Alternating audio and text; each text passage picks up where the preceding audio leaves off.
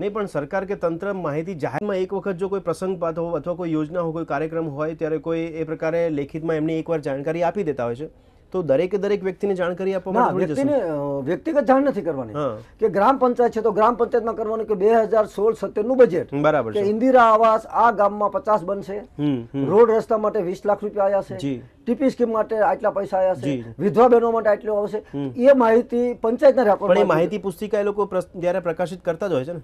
પુસ્તિકા તો કોની, આ દેશની અંદર રાજકીય પક્ષો જયારે ઇલેક્શન આવે છે ત્યારે કહે છે મેં આ કર્યું મેં આ કર્યું, વિરોધ પક્ષ કહે છે કે આ નથી થયું આ નથી થયું. પણ મારો કહેવાનો મુદ્દો એ છે કે આઝાદીના 70 વર્ષ બાદ આ દેશના નાગરિકો ટેક્સ પણ આપે છે અને વોટ પણ આપે છે, તો સરકારની સામેથી ચાલીને માહિતી આપવી પડે. દાખલા તરીકે અત્યારે તમને કહું કે અત્યારે બોર્ડ મારેલા હોય છે બિલકુલ કે કોઈ પણ સરકાર કે ભાઈ, તો એવા જ બોર્ડ ગામ પંચાયત, તાલુકા પંચાયત, નગર પંચાયત, જિલ્લા પંચાયતની સામે. બીજી વસ્તુ છે કે આરટીઆઈ નો કાયદાની અંદર નાગરિક શાસ્ત્ર જે આપણે આવતું હતું એ જ રીતે માહિતી અધિકાર કાયદાનું 5મા ધોરણ, 10મા ધોરણ, 12મા કોલેજમાં તમે એક આખો વિષય મૂકી દો, આરટીઆઈ કાયદાનો વિષય મૂકી દો. બીજું કે સ્પીપાને 5 કરોડ રૂપિયાનો ખર્ચો કર્યો. કેમ, શા માટે? સ્પીપાની અંદર આપણે ગુજરાતના તમામ જે જાહેર માહિતી અધિકારીઓ છે એ અધિકારીઓને આરટીઆઈ કાયદાની ખ્યાલ નહોતો આવતો. બરાબર છે. તો 5 કરોડ રૂપિયાનો ખર્ચો કરે છે અને જાહેર માહિતી અધિકારીઓને એમ કહે છે કે તમારે આટલી માહિતી આપવાની, તો એનું અમલીકરણ. બીજું આપણે 2005 થી આ કાયદો આવ્યો છે ત્યારબાદથી તંત્રની પોતાની આ કાયદા માટે પોતાની ભૂમિકા કેવી જોવા મળી છે? પ્રતિસાદ આપે છે ખરી જ્યારે અરજીઓ કરવામાં આવે ત્યારે? ઘણી જગ્યાએ ઘણા સારા માહિતી અધિકારીઓ છે કે જે બહુ સારો પ્રતિસાદ આપે છે. સાચું છે, સત્ય કહેવાનું કઈ, ગુજરાત રાજ્યનું જે ગુજરાત સરકારના જે જાહેર માહિતી અધિકારી જે છે આપણે સ્વાગત કક્ષ ઓનલાઈન, બરાબર, સ્વાગત કક્ષ ઓનલાઈનમાં મેં એક માહિતી માંગી કે આજ દી સુધી સ્વાગત કક્ષ ઓનલાઈનમાં કેટલી ફરિયાદો થઈ કેટલાનો નિકાલ થયો. બરાબર છે. મને ઇમિડિયેટલી એમને માહિતી આપી દીધી. બીજી વસ્તુ કે ગુજરાતમાં કેટલા ખેડૂતો આત્મહત્યા કરી, 26 જિલ્લાના પહેલા માહિતી મને ન આપી, પણ જયારે સ્ટેટ ઇન્ફોર્મેશન કમિશનરે હુકમ કર્યો ત્યારે આખા ગુજરાત રાજ્યમાં કેટલા ખેડૂતો આત્મહત્યા કરી. એટલે આપના કહેવા પ્રમાણે મોટા પ્રમાણમાં સારો પ્રતિસાદ મળે છે, માહિતી સાચી લોકો સુધી પહોંચે છે જ્યારે અરજી કરવામાં આવે ત્યારે. તો પછી લોકોને એવી જરૂરિયાત કેમ ઊભી થાય છે કે જે લોકો રમૂજ પ્રશ્નો પણ પૂછી રહ્યા છે, શું ખરેખર એમને જાણકારી નથી? રમૂજ પ્રશ્ન એ બીજી પણ વાત છે કે 50,000 અરજીઓ માહિતી કમિશનરમાં ફરિયાદ થઈ, તો આનો મતલબ કે 50,000 લોકોને સરકાર જે કઈ સરકારી તંત્રો છે એને માહિતી નથી આપી. દાખલા તરીકે મારી જ વાત કરું, મેં જાહેર માહિતી અધિકારી હોમ ડિપાર્ટમેન્ટમાં માહિતી માંગી કે આપણા અક્ષરધામની અંદર જે હુમલો બન્યો એ અક્ષરધામના હુમલાની અંદર જે લોકો મરી ગયા છે કે જેને ઈજા થઈ છે એમના નામ, સરનામા અને સરકારે એને શું વળતર આપ્યું. બરાબર.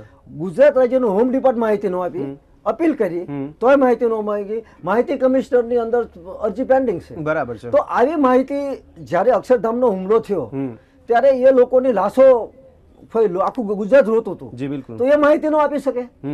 તો એવા આપણા કહેવા પ્રમાણે માહિતી આપવી જોઈએ, પણ ઘણી બાબતોમાં માહિતી આપવામાં નથી આવી, જે આંકડો કરી રહ્યા છે પ્રમાણે. પણ માહિતી આપતા હોય તેમ છતાં બી અને માહિતી ન આપતા હોય તેમ છતાં બી આ રમૂજ પ્રશ્નો આરટીઆઈમાં કેમ કરવામાં? એવું કોઈ જોગવાઈ છે કે આ કાયદા પ્રમાણે કે તમે ગમે તે ક્વેશ્ચન, ગમે તે પ્રશ્ન કે ગમે તે રજૂઆત કરી શકો? હવે રમૂજનો પ્રશ્ન છે એ મારા મત પ્રમાણે જે માહિતી માંગતો હોય એના નૈતિક મૂલ્યોનો સવાલ છે. બાકી રમૂજ, દાખલા તરીકે આ દેશના વડાપ્રધાન હોય, મુખ્યમંત્રી, કોઈ પણ પક્ષના લોકો જે લોકતંત્રમાં ઇલેક્શન જીતીને આવ્યા છે એ લોકો રમૂજ કરે છે, તો સામાન્ય એક નાગરિક હોય અને એને એવી માહિતી માગી હોય તો એને રમૂજની વ્યાખ્યામાં ન લેવી જોઈએ, પરંતુ એનો જો કોન્સેપ્ટ શું છે, એને કઈ માહિતી માગી છે એ.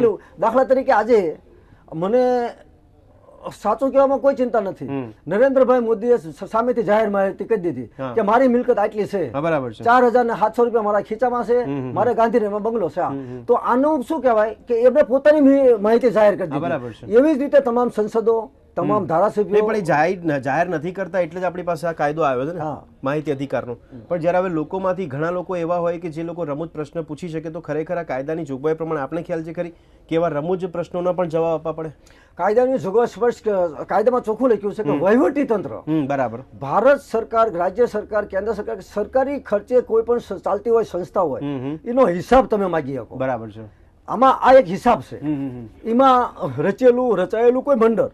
માહિતી એટલે શું કે સરકારી તંત્રમાં શું કામકાજ ચાલે છે, બરાબર છે, એ માહિતી જાહેર માહિતી અધિકારી આપવાની હોય છે. બરાબર. એમાં રમૂજનો જો પ્રશ્ન આવતો હોય તો જાહેર માહિતી અધિકારીએ સ્પષ્ટ લખી દેવું પડે કે માહિતી અધિકારની કાયદાની આ વ્યાખ્યામાં આવતો નથી. બરાબર. તો રમૂજ પ્રશ્ન પૂછવાથી આપને લાગે છે કે આ સમય બગડી રહ્યો છે, તો આનો આ કાયદા પ્રમાણે દુરુપયોગ થઈ રહ્યો હોય? મારા મત પ્રમાણે રમૂજ પ્રશ્ન શું છે મારે પહેલા જાણવું પડે. બરાબર છે. જ્યાં સુધી જાણવી ત્યાં કહી ન શકાય. બીજું કે રમૂજ ક્યારે માણસે કર્યું હોય કે આઝાદીના 70 વર્ષ પછી આ એક સિંગડા પૂછડા વગરનો કાયદો આવ્યો છે અને એમાં માહિતી ન નહીં, મળતી. પણ રમૂજ પ્રશ્નની વાત આપણે કરીએ તો કદાચ એક ઉદાહરણ સ્વરૂપે આપણે એવું લઈએ કે કોઈ પણ કોર્પોરેટર, કોઈ મુખ્યમંત્રી કે વડાપ્રધાન છે, એમના માટે જો એવી માહિતી મેળવવામાં આવે કે તેઓ ભૂતકાળમાં શું કરતા હતા, તેમનું વ્યક્તિગત જીવન શું હતું, કોઈ આ જગ્યાએ કામ કરતા હતા કે નતા કરતા, આવી માહિતી મેળવવાનો અધિકાર ખરો કે એમને લોકો? ચોક્કસ. જ્યારે કોઈ પણ ઉમેદવારી પત્ર ફોર્મ ભરે છે ત્યારે એમની વ્યક્તિ વિશે જ માહિતી આપવી પડે. બરાબર છે. કે મારું ગામ, મારું તાલુકો, મારી મિલકત, મારું એફઆઈઆર નોંધાય છે કે નથી નોંધાય, ચાર્જશીટ થઈ છે કે નથી. પણ વ્યક્તિગત ચારિત્ર કે વ્યક્તિગત જે પ્રશ્નો છે એ માહિતી ન પૂછી શકે. પરંતુ કોઈ પણ સંસદ સભ્ય છે એને ફોર્મ ભર્યું તો એની કેટલી મિલકત હતી, એના ઉપર કેટલી એફઆઈઆર થઈ છે. બાકી પછી જે રમૂજનો પ્રશ્ન છે કે વ્યક્તિગત, દાખલા તરીકે મોદી સાહેબે એમના મિસિસનો જે પ્રશ્ન છે એમનો વ્યક્તિગત પ્રશ્ન છે, પણ એમનો કેસ નથી થયો તો એ માહિતીનો કોઈ પ્રશ્ન નથી. અને એ દુઃખની વાત છે કે બેડરૂમના પ્રશ્ન ન પૂછવા જોઈએ, એ એમનો વ્યક્તિગત સવાલ છે. બિલકુલ બિલકુલ કોઈ પણ હોય, પણ સવાલ એ છે કે માહિતી અધિકારનો સુચારુ રૂપે ઉપયોગ કરવો જોઈએ. કોઈને નીચો પડવા માટે કે કોઈને ઉપર લાવવા માટે હું માનું છું ત્યાં સુધી આ કાયદાનો દુરુપયોગ ન જ કરવો જોઈએ.